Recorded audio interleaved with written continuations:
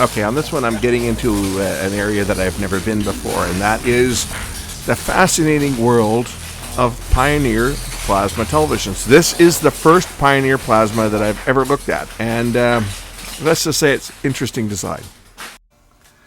What I've got on my bench today is an old Pioneer plasma display. This is from 2006. Good chance I can't do anything on this one. I was asked to look at it and see whether it can be saved or not. The fellow that owned it didn't seem like he was too concerned about it not working. And basically we're going to see if it's something simple. If it is, and get it going, great. If it's not, off to recycling it goes. The problem with Pioneer is that they went out of business in 2008. So there has been no parts available for this unit for a long time. It doesn't do anything. It might be a power supply issue. That's what I'm hoping. I'm hoping it's just something in the standby power supply or something that's relatively simple to fix, and I can get this one going. Because these were a nice TV. They had a nice picture when they worked. But saying that, this is probably only a 720p panel. So it's not worth anything. But we'll pull the back off it and take a look. Now this is from an era when you measured the quality of a television by the weight of, the number of screws to hold the back on. Well, it only took me an hour to get the back off this monstrosity because one screw would not come out. It was just spinning around forever and would not come out. I had to actually break the head off the screw to get one screw out. So we can look at this mess. I'll make some quick checks and see whether we've got voltages. Okay, I guess the first thing to test on here is to look if I've got any standby voltages. Because no standby voltages, it's not going to turn on. So we got a harness up here that's got, and again, I'm only going to do very quick tests on this because I don't have any authority to repair it. The guy was basically going to throw it out, and he said, hey, if you take a quick peek at it, see whether it's something that's simple, otherwise toss it. So anything beyond something very simple, I'm not going to do anything because I know nothing about these old Pioneers. I've never worked on a Pioneer plasma, not one. I've worked on a couple Samsungs and a couple Panasonics, but I've never done any of these ones. So we're going to look and see if there's voltages. That looks like that says standby 3.3. I don't see anything.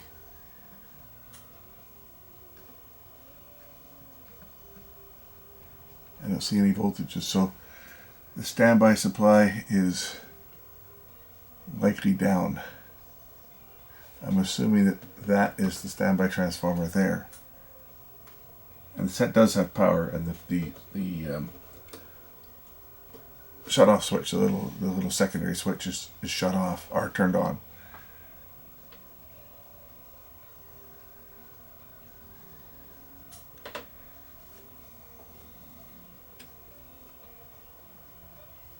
Negative 32 there.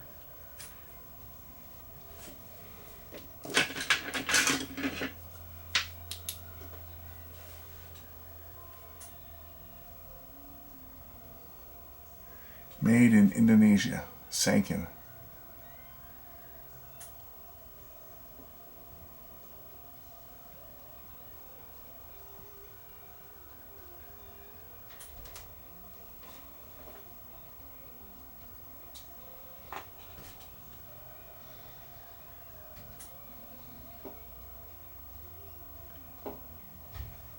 There's a thermal fuse here.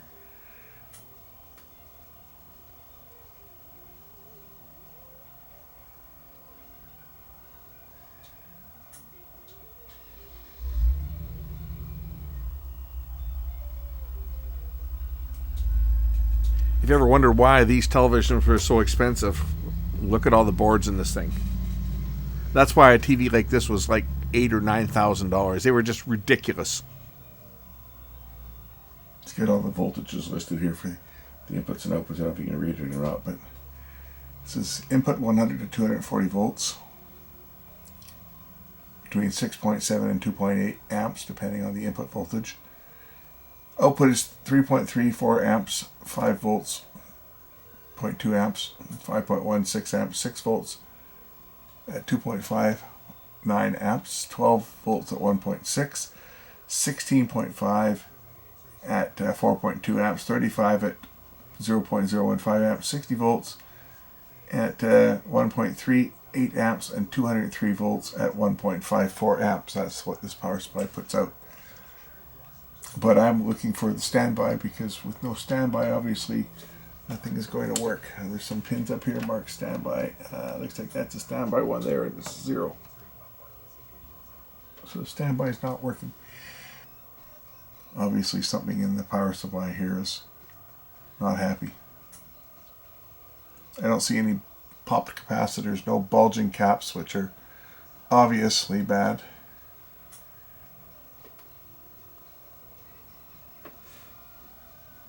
That's the diode here for the, I think this is for the low voltage supply right down here. This is the diode, so we'll just check it there, and this is 0 on the meter. So the standby regulator, or standby switching supply, is not working.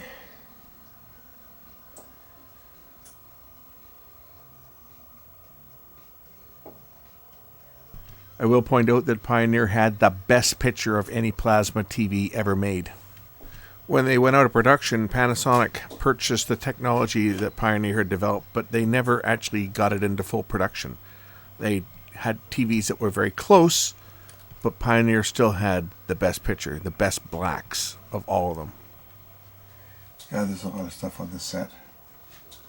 They were built so much differently than the other plasmas of the era. Like, how many circuit boards has this got? And it's got another panel down here, which I'm not even looking at, but I got 1, 2,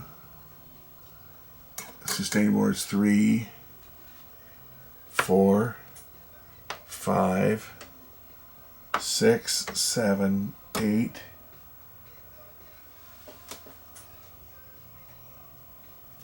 9, 10, 11, 12.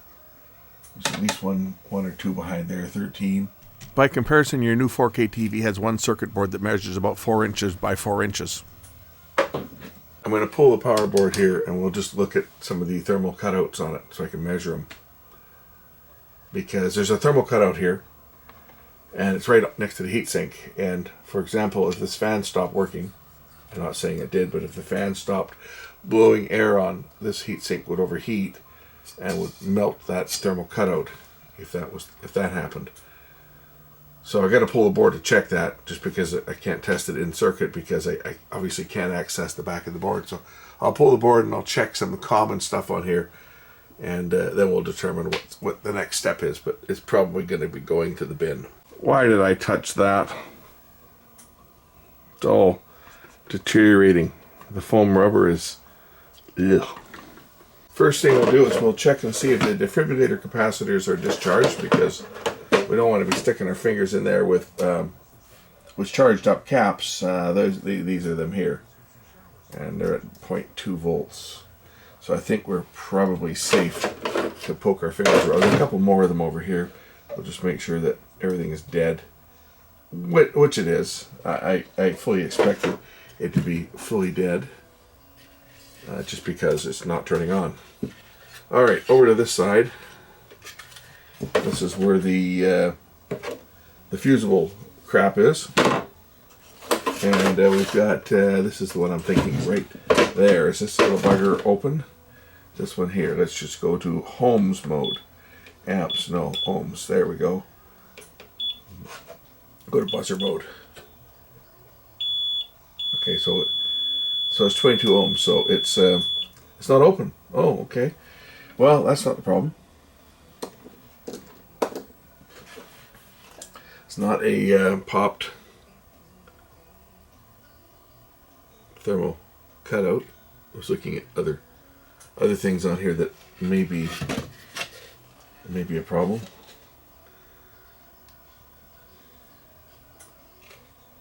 There's some more of them down here.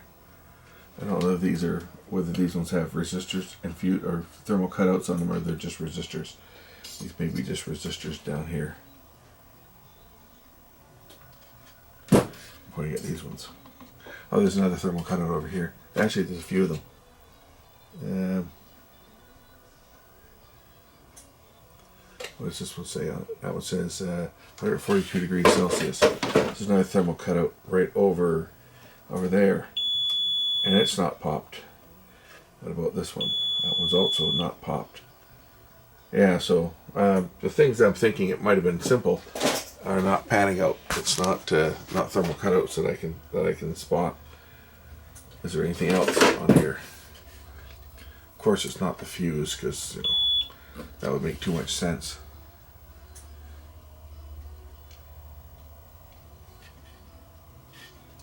We've got this one here. This is a 142. I checked this one, and I checked this other one here. That's just a resistor. This one's 142 as well. That was this one here. That was good. And this one was just that one was just a resistor across here. And then there's this other one over here. I already checked this one, but I'll do it again just for you guys in case you didn't see it. That was okay.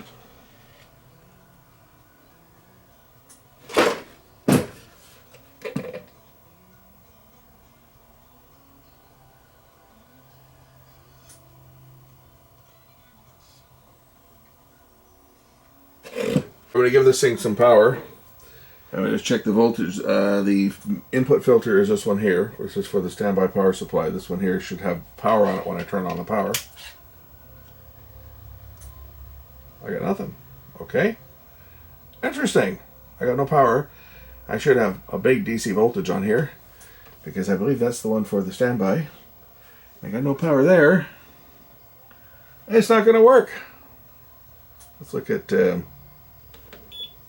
AC voltage. Where are we here?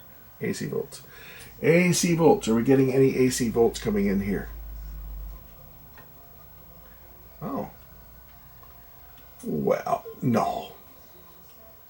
Really? I got no power coming in. No AC power. It is plugged in. It is turned on. Whoa. What the hell? Let's just...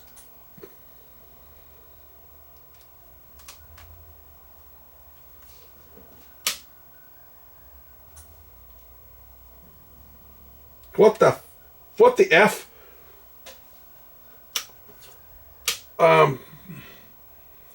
17 volts? I'll just stick the bloody meter in. Is it the cord? You gotta be kidding. Power cord? Let's try a new power cord. New power cord. Really? No. I'm censoring myself here. How does a power cord go bad? Like really, I'm going to put the board back in and plug a new power cord in and see what the hell this thing does. Watch this stupid sat work. That will be a first. I will have never ever seen a power cord fail. It's just ridiculous. Let me put the board back in. Got the set back together. I'll hit the power button. I heard a click. No way. No freaking way. Is this thing gonna turn on? I heard something click. I don't know which button's the power button.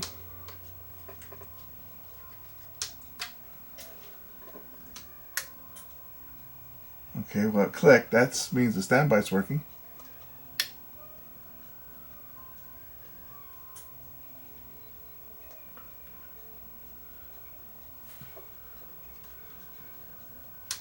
Got the remote. It's not making any difference. It's still not turning on.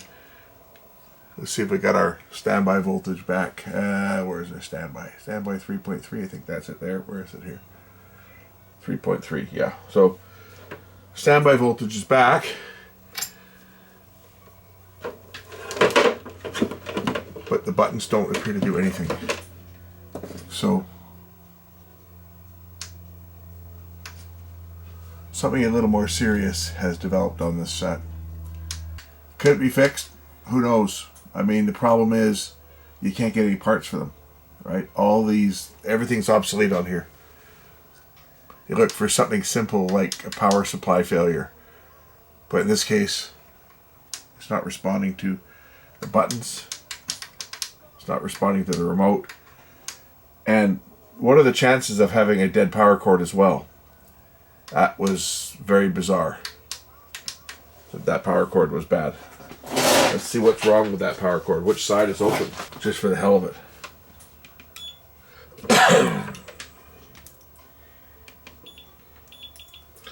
All right. Okay, we'll check the leads here.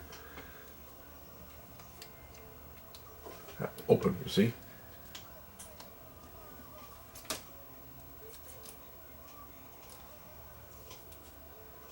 That one's good. So this other one should be this other side over here. And it's dead. And of course ground is good. So yeah, the power cord went bad as well, but now, you know, it's like, why did the power cord go bad? But there's also a problem with the set. Actually more voltages than just the 5 volt there. The 12 volt line is running. And the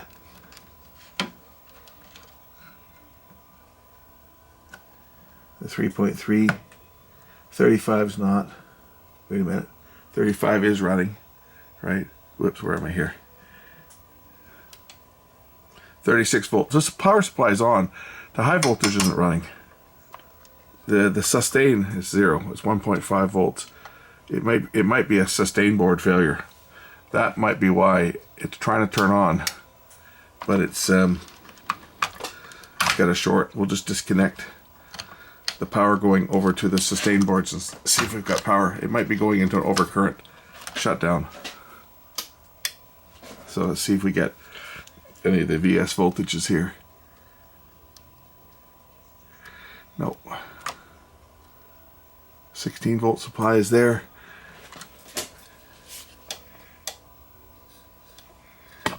Can't see what I'm doing. Got no light in here. Yeah, the sustain. So the high voltage is down. The high voltage supply is down over here somewhere. And for you guys wondering, yes, right now this is my new favorite meter. I like it. It's really easy to read. Before I can completely condemn, I'm going to check a few other things on here, like the input to the main power supply. Let's just check the AC input. That should be like 120. I do believe that our problem is before the power supply. Let's pull this power supply again and look for any more popped fuses or in circuit protectors, because I think there's going to be something else on here on the AC side. I didn't check these other ones. I checked these ones down here, but there are other devices in here that could be some resistor fuses that may have gone open. We'll pull the board and take a look at those and see if there's any other resistor fuses that have popped. I'm awful close to condemning this set. I checked everything on here. There's no fusible resistors that are open. There are 2 relays. We hear one click. I don't hear the other one click. This one here is responsible for turning on the power to the high voltage. It very well may be that the set is failing a self-test when it boots up and it's not allowing the high voltage to kick in. We can kick it in by just doing that. See if we get power back. It might go up in smoke. So let's see what happens. See that relay's not clicking. And that relay probably should kick on to turn on the high voltage.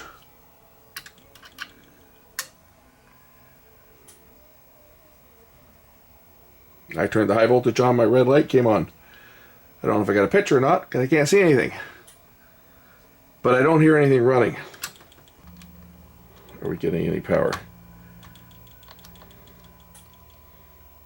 Nothing there. When I measure the rectifier, I got 150 odd volts even when it's shut off, so the power supply is not starting up. It's got a problem.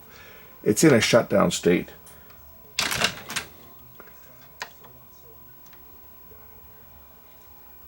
Yeah, it's in a shutdown state. I'm staring at this TV. Now remember, I've never worked on a Pioneer Plasma before. But now when I plug it in, I don't get any blink codes. I get a solid red and a solid blue. And I'm looking at the TV and I said, what the hell is this?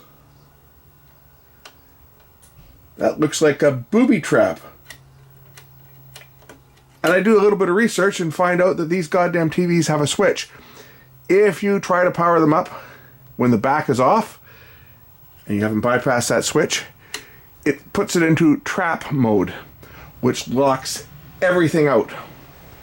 So I do have the original remote. I've researched the reset procedure. I'm going to bypass this goddamn switch and see if I can get this TV to turn on. So I think the easiest way to deal with this is just to short the wires together. Because, you know, this is a total useless function. So, useless functions are dealt with swiftly around here. That's not a feature. That's bullshit. That was Pioneer's way of trying to make sure that nobody other than their authorized service people could service these things by putting a trap in there that would lock the TV out so that it could never be used again unless it was reset, and then they guarded the reset procedures to only the authorized people would have it. So I'm going to cap that up, and then we'll try doing a reset on this TV. I guess I could have just put something on there to close the switch, but I waste a bunch of time, and then I see this goddamn thing, and it's like, what the hell's that for? That's a switch. Say a little research. It's a booby trap. It's what it is. It's a joke. Okay, so the procedure to reset this is I press display for 1 second, and I'm going to wait for like 5 or 6 seconds. I'm going to press the left arrow, up, left arrow, right arrow, and the power button. And if I do it right, it should release the trap mode. I wonder if the remote's even working. Well, that one works, but that's not working. The scroll wheel's not. What's going on? This remote's not working properly. That might explain why it didn't work. I wonder if this can control more than one thing. I don't see any buttons on here. It's in cable sat mode. Put it in TV mode. Do the buttons now work? Yes, they do. Okay. Let's try this again. Let's power the TV up. I'm just going to unplug it here for a second. Power up the TV. I'm going to press display. I'm going to wait a few seconds. Go left, up, left, right, power. I heard it click. Ha! Ha! Ha! I got it on. Okay, well, that was interesting. So that was power the setup, press the display button, wait about 6 seconds, left arrow, up arrow, left arrow, right arrow, power. That TV turned on. Okay, now I'm in this funky venue that I got to get out of, but at least I got the set going. I got to reset this. So I'm going to press the mute button now, and I got to find the mute button on here. Where the heck is it?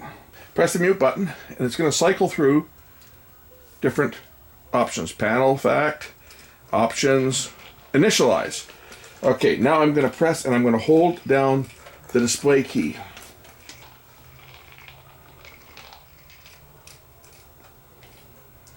And the red light has gone out, which indicates I've now reset the trap switch, which is what we want it to do. I can now turn the TV off, and it should turn back on. And now the standby light comes on. Turn the TV back on. Let's get a picture. All right, I'm going to switch to the antenna input. There we go. And try a channel that I know exists. I might be on the wrong input. I think this has got 2 inputs on it. It says B. Where is the antenna input? Antenna A, antenna B. Okay, let's try channel 7. Oh, do I have to scan the channels? I don't think there's any channels set up here. Okay, there we go. That works. Let's try another channel. That works. Damn, it looks good. It looks damn good. That's standard definition. It looks awesome.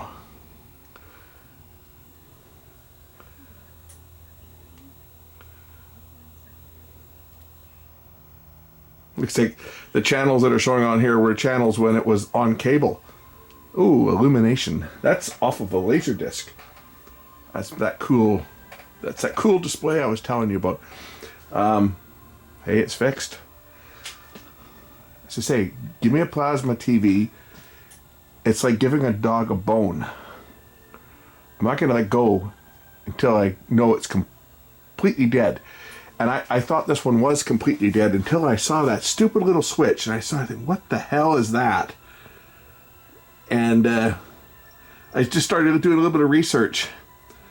And I started reading about a trap switch. I was like, a trap switch? What the hell is a trap switch? Well, the trap switch is there to trap unauthorized servicers that power the setup. So what happened to this TV? I know exactly what happened to it. The power cord failed. That was the problem. The power cord failed. When we was watching it, this fused internally, blew up. So he brings it to me and says, hey, can you want this TV? I'm going to throw it out. I said, sure, I'll take it off your hands. So then we were talking about it. He goes, well, he says, well, if you fix it, are you going to keep it? I said, well, if I fix it, do you want it back? Well, yeah, I think you're getting a new TV. I said, well, yeah, I'll look at it. I'll look at it and see. I don't even want to give it back now because he gave it to me. He was taking it to the dump. He gave it to me. He said, here, I'm taking this to recycling. You can have it. So I don't even want to give it back now. But it's one of those things. It's a plasma. And, I have a chub for plasmas. I could care less about LCD TVs and LED backlit TVs. I couldn't give a rat's ass about them because I think that they're just cheap. They're just junk. You see something like this with all these circuit boards in it, it's like a work of art. Of course, I caused the trap because I was not aware that there was a trap on it because, well, this TV was made after I left the business. This TV was made in 2006. I left the service business in 2003. But yeah, it was that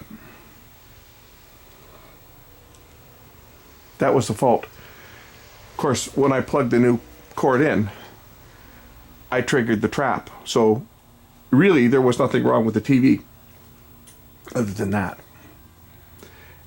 And I've never seen one of those fail. So that was interesting. That was a wasted afternoon. I still got to figure out how to get the back on it because to get the back off, I twisted some metal because a screw was not unscrewing. So I got to figure out how to get that back on. But yeah, that's a good score. It's only a 720. I think this is only a 720. Yeah, I can see the pixel. That's probably a 720 set. But still, it's going to have a damn good picture. That's for sure. Anyway, thanks for sticking with me on this one. As I came that close to giving up on it. And I think of some of my comments I made on it was after testing things and trying to figure out why things were not starting up. Everything was looking like, oh, this has got to have a system problem. It's not energizing the relay, the second relay. If I try to force the relay on manually, the main relay shuts down. What the hell is going on? And here we go. It was a booby trap. Goddamn Pioneer. Anyway, thanks for watching. We'll catch you in the next one. Bye.